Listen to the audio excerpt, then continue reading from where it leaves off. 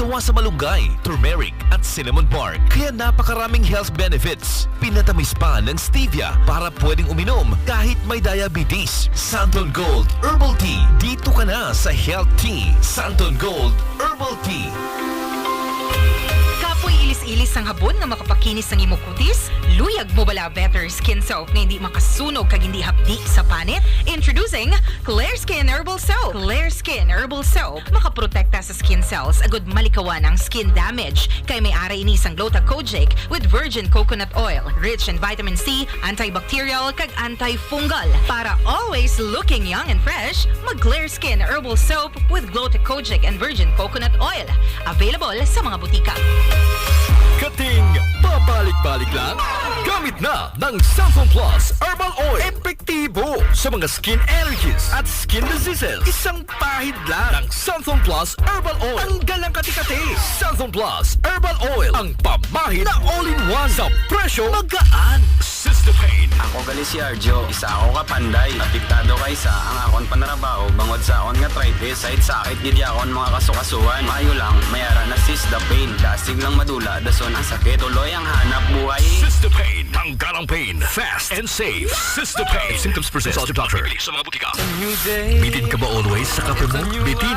Dahil ang kape mo ay sobrang ordinaryo. Wala kang nakukuhang sapat na benepisyo sa kalusugan. Dito ka na sa sapat at tapat. Santon Gold Coffee Mix. 66 antioxidant compounds mula sa mangosteen, moringa, spirulina, garlic. Plus, ang Santon Gold Coffee Mix may collagen at glutathione pa. Kaya basta kape, Santon Gold Coffee Mix. Sa aroma at lasa, benepisyo at presyo. Panalo ka dito. Santon Gold Coffee Mix. Your extraordinary coffee. Mga katropa, exciting dito!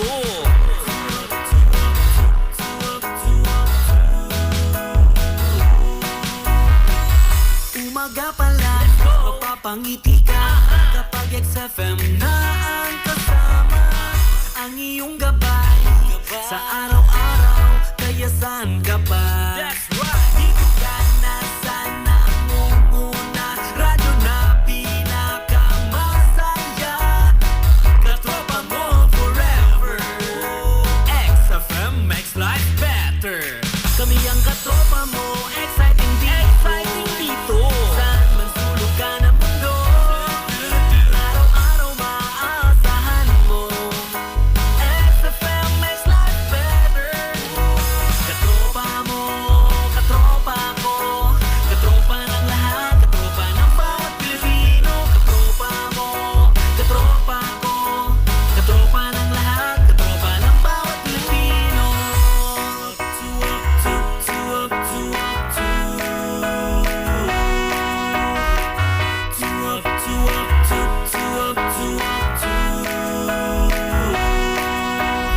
Exciting!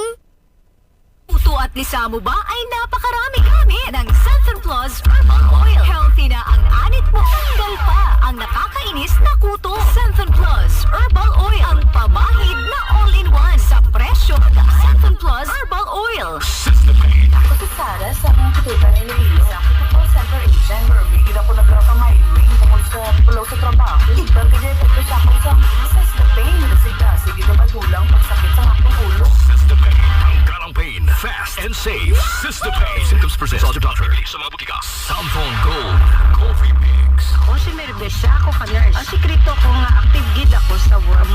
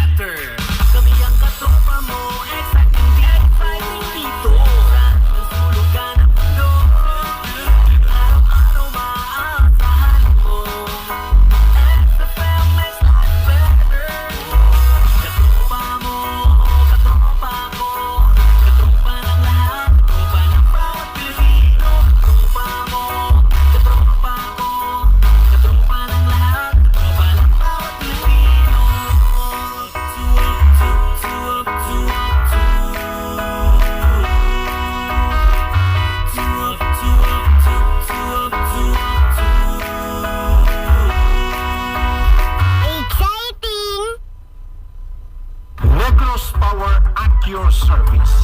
Hibaluunta ang pinakaligtas update sa operation sa Negros Power. Status ang 5 years rehabilitation kag modernization program. Sabat sa mga pamangkot sa mga konsumidor. Negros Power at your service. What a meaningful episode sa atin ngayon. This is Negros Power at your service. I am your host, Summer Tigala. And I know it's Holy Week, kaya alam ko na lahat nating mga konsumidores ngayon, mostly ay nasa bahay, no? Taking their break and, taking the time to spend the Holy Week with your family. Well, let's talk about a meaningful topic naman this time. Well, last time, March 24, 2026, our President Bongbong Marcos signed an Executive Order number 110 declaring a state of national energy or national energy emergency. Wow, madamo sa mga chats kag mga inquiries sa akon man mismo personally ng mga konsumidores, ano nang batabo di sa aton sa Negros Power, nakulbaan na kami, mabakal na kami generator.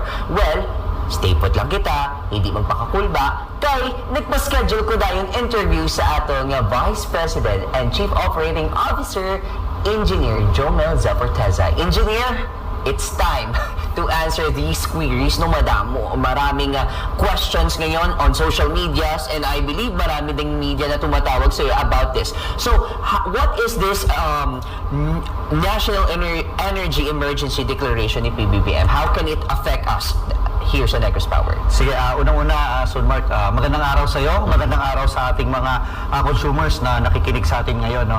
So, yes, tama ka, no? Last March 24, our President has declared State of National Energy Emergency, no? So, let's unpack this, no? Anong ibig sabihin nito? What does this mean to us? Ano ang magiging epekto, no? Lalo na bilang consumers, okay? So, number one, itong EO is actually empowering yung ating Department of Energy to directly manage yung supply ng ating kuryente, specifically on the side of the fuel. Because as we all know, yung fuel prices ngayon is already soaring up, no? So, that's number one. Number two, actually last March 25, no? One day after this EO was signed, our Energy Regulatory Commission or yung ERC actually suspended yung tinatawag nating energy trading sa wholesale electricity market or WESM, no? So bakit ginawa ito? Ito ay parang precautionary measure so that yung prices ng electricity sa market is maalis natin yung volatility, no? Kasi we expect kung patuloy pa rin yung pagtaas ng prices ng fuel, baka yung presyo sa energy market sa merkado is tataas din, no? Magkakaroon ng volatility. So sinuspend muna yung trading for now. Now, ano ibig sabihin nito? This means that the prices doon sa ating electricity market will be yung tinatawag nating administered pricing, no? Ano ibig sabihin ng administered pricing? Ang ibig sabihin, magpepresyo ngayon ng kuryente yung ating mga regulator, yung Department of Energy, based on the historical cost ng power. Okay. So, anong ibig sabihin nito? Ibig sabihin nito, sinisigurado natin na kung magkaroon man ng pagbabago sa prices ng electricity, hindi ito masyadong mataas ang volatility. So, magiging mas stable lang siya, no? Ikatlo, ang ibig sabihin din nitong State of National Energy Emergency, no? At least for us as distribution utility, magkakaroon ngayon ng close coordination between the Department of Energy, the Energy Regulatory Commission, and the system operator, yung SO na tinatawag natin, para ma-manage natin yung, of course, yung supply, yung daloy ng kuryente, and of course, yung demand, no? Kasi, tama ka, Sunmark, no? Papasok na yung ating Holy Week, no? We're now in our Holy Week, no? Ang expectation natin during Holy Week is that usually, ang ating power demand is medyo bumababa. Yes. No? Kasi nga, sarado yung mga industries, no? Yung ating mga kababayan is nasa mga houses lang nila, no? So, ang tendency is pagbababa yung demand, what we actually expect is that yung supply ngayon is tatama doon sa demand. So which means we expect that there is adequate supply of power. That's number one. Number two, we also expect because of this administered pricing sa market na yung prices ng electricity would be stable, no? Kung magkaroon mo siya ng paggalaw, maliit lang, hindi siya malaki. So, as what I understand, engineer, yung executive order nito is also assigned for all departments to help each other. It's Yes, the yes. government and the DUs. Correct. In fact, if we will borrow the words of our president, this is yung tinatawag nating whole of government approach, no? So, sa side of energy, nandun ang Department of Energy. Then, alam din naman natin yung side ng mga subsidy, nandyan yung DSWD. Exactly. Nandyan din yung ating economic managers, no? To manage that, to ensure that our economy is really working, no? And again, integral part of that is the power sector. Wow, okay. Well, at least it's well explained po tayo ngayon. Now, there's nothing to worry, you know. Maybe there is, but, you know, this is a sign that the government and the DUs are helping each other. Yeah, you're correct, no? Yes, no, there is ongoing war ngayon sa Middle East, no? But as far as our power sector is concerned, no? May ginagawa po ang ating government dyan. May ginagawa ang ating system operator, yung ating transmission company, at tayo rin as distribution utility, may ginagawa rin tayo para ma-manage ito. Okay. Now, let's answer another questions coming from the consumers, no? Sabi nila, because of this EO, it means that meron na tayong crisis sa oil. We have oil crisis, which is really, there is an oil crisis because of the war. But Negros Power, the current status of Negros Power naman sa supply, how are we right now? Okay, that's a very good question, no? Number one, Sir Mark, I want to categorically assure our consumers that we have adequate supply of electricity, no? Bakit natin nasasabi to? Because currently, we have a number of power supply contracts, no? In fact, 5 yan, no? So from different sources, no? At itong sources of energy natin is nanggagaling sa mga geothermal plants, nanggagaling sa mga coal-fired plants, and a small portion lang yung galing sa diesel, no? So ibig sabihin, itong mga power plants na to are assured na makapagsusupply sa atin, no? That's number one. Number two, in fact, in our power supply contracts, nakalagay dyan, meron tayong laging pinalalagay na provision that obligations ng ating power supplier na mag-supply ng electricity at in the unlikely event, no, in the worst case lang na hindi talaga makapag-supply yung particular plant nila ng power to us, they have the obligation and the responsibility na magpalabas ng tinatawag na replacement power. Ibig sabihin, they have to replace itong power na hindi nila kaya supply para still maibigay pa rin sa atin, no? So, meaning, hindi lang tayo assured once because of the contract. We are assured twice kasi meron tinatawag na alternative power provisions, no? To ensure that there is adequate supply. And as we all know, part of our supply, about 40% to 50% is nanggagaling doon sa diniscuss natin kaninang wholesale electricity market or yung WSM, which I discussed earlier na minamanage na ngayon ng ating Department of Energy so that to ensure yung ating merkado still can produce a feasible supply ng electricity. Meaning feasible, ibig sabihin both merong supply and there is reasonable pricing. That only means na fuel lang yung source natin. Marami, oo. Diversified ang ating sources. Wow, okay. Okay, let's talk about local power grid naman po, engineer. Kaya ba ng local power grid natin if in case na we will implement the energy conservation measures? Okay. Under the EO also, no? Sabi ko nga, merong direct management ngayon, yung ating Department of Energy tungkol na sa supply. They are also empowering yung tinatawag nating SO, yung system operator. Ito yung ating grid operator, na maggawa ng isang sourcing plan kung saan mawiwil natin ang sigurado yung power, number one. Number two is, we will actually dispatch from plants, no, that are not heavily dependent sa fuel. Ito yung mga renewables, ito yung mga solar, geothermal, yung mga wind energy, no? So, on the direct answer, if the grid can accommodate all this power, the answer is yes. Yes. No? They can do it. In fact, they are also empowered na magpatakbo ng mga tinatawag nating ancillary plants, no? If it is needed.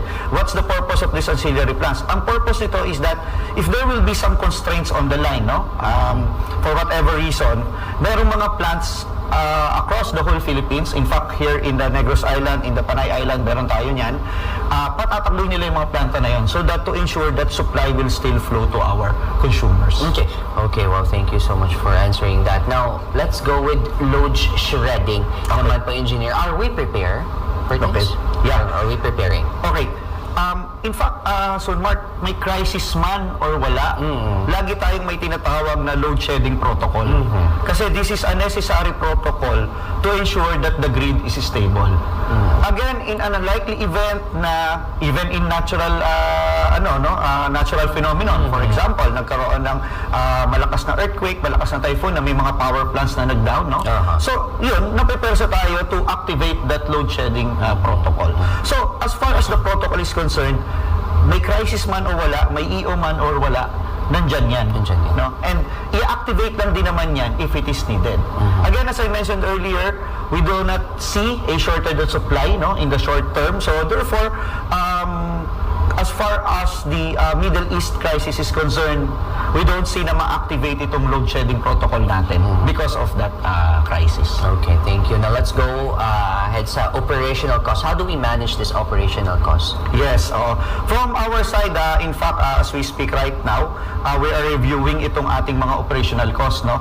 So bakit natin siya nire-review? Kasi remember, Mark, yung ating distribution charges, no, yung ating peso per kilowatt na sina-charge kay customer as a component of the total retail cost ng electricity natin is fixed yan eh.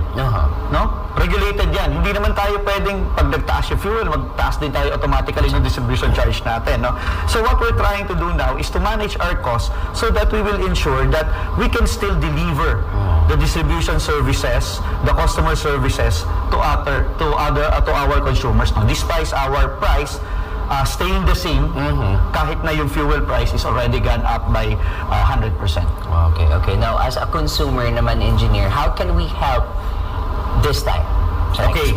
Yeah, that's a very good question. No? Again, as I mentioned, itong Holy Week, usually we expect the demand to go down. No? Go down, yes. Yes. We are managing lalo na yung ating Department of Energy, yung supply side. No? We ensure that there is adequate supply. Now, to be really sure na talagang yung supply is makakaakma doon sa demand, we actually encourage yung ating mga consumers, yung tinatawag nating energy efficiency. No? So ano ito yung mga energy efficiency? No? Number one, if you're not using your lights, your ACs, no? We recommend you turn it off, no? Para ma-manage natin yung demand. Second, yung mga usually air conditioning systems, di ba? Usually, nilalagay natin siya sa mga enclosed na room, no? So, let's ensure na yung mga room natin is very efficient for air conditioning. Kasi kung mainit yung paligid ng room, hindi siya insulated, usually, mas mataas yung nagiging consumption, no? Ng ating mga air conditioning systems, no? And of course, overall, no, we actually encourage our customers, no, na yung mga magagawa talaga nila, yung tinatawag natin na for sa mga daylight, no, yung mga using daylight, so maximize natin lahat itong mga channels na to, no. But we assure you, if you need power, the power will be there. No? So what we're just saying now is that we use the power efficiently. Yan. Okay, wow. Now, anything that you want to say sa ating consumers right now in this crisis, engineer? Yeah, thank you, Mark, for that. No? For our consumers, we want to assure you that the services of Negros Power amidst this Middle East crisis will continue 24/7. We do not see that our supply will not be able to meet the demand, no? Because as we discussed earlier, we had adequate power supply contracts with diverse power suppliers, no? So we assure you of that. And of course, lastly, if there would be any concern, any questions, any concern, no, particularly about the EO of our president, about the Middle East crisis, please do feel free to contact us, to call us, and ask us any questions that you want, and we will be happy to answer it with you, to clarify it with you. Well, with that, engineer, thank you so much. This topic is really important, no, after our president signed this executive order. A lot of consumers were actually asking, and to all of our consumers, it's actually nice to be alarmed, but it's better to be informed. Informed well, that's why we have this program. And that's why we have Engineer Zaporteza, our Vice President and Chief Operating Officer. They're all doing everything for us not to be really affected, no, with this situation. Dili sa Negros Power, we want to help you, and if as much as possible, kailangan nating gawin na mas magaan sa mga consumers, di ba? Yes, that's right. That's right. So sa lahat ng mga consumidores natin, I hope that this topic will actually, inform you and enlighten you somehow with the executive order that was signed by our president. Maraming salamat sa pagtutok sa ating programa. Ito si Samar Tigala, and this is our program, Negros Power at your service. Sa pagdumana sa Negros Power kag sa padayon nga rehabilitasyon. Yari ang pulso sa konsumo.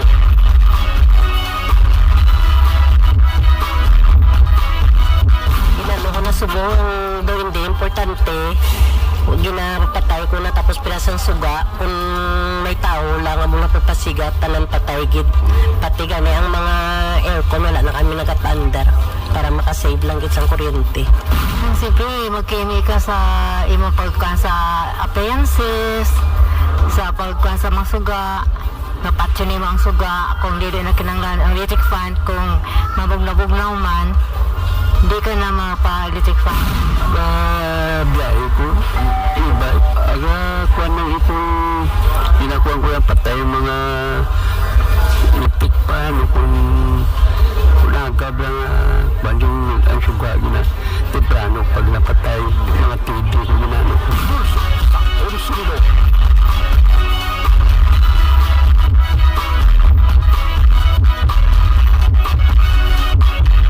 May hindi maintindihan sa imo account, sa imo konsumo, sa imo billings, sa among serbisyo, ipamangkot kay Moroy. Yes, we have adequate supply of energy.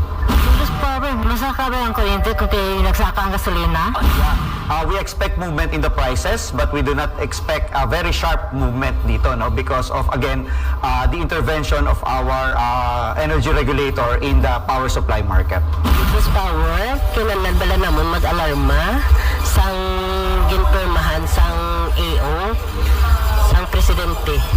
But with the EO signed by the President, we must feel more comfortable, no? Because what it means is that the government is managing this situation to ensure that we have adequate supply of power at reasonable price. Ipamangkot kay Moroy.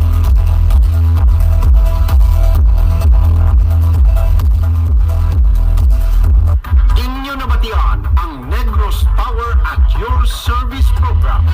Tugtog sa masulod namon nga pagpalayag. Madamog na salamat sa inyo suporta kag kooperasyon sa Negros Power. Service Beyond Power. Xfm 103.9. Xfm 103.9. Katropa, yari na mga yes to